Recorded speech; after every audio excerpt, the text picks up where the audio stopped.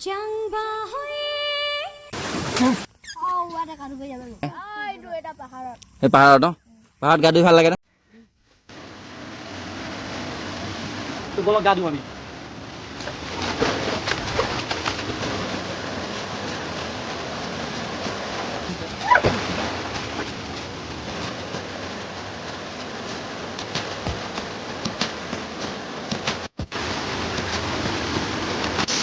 গৰম দিনত যদি এনেকৈ যদি সদায় গা ধুব পোৱা যায় কিমান মজা লাগিব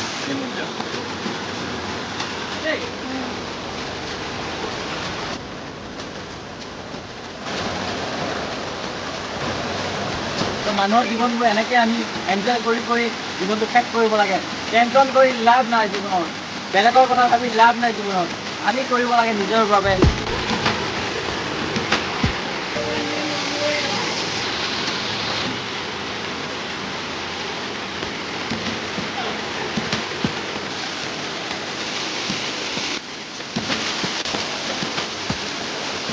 বিৰাট মজা লাগিছে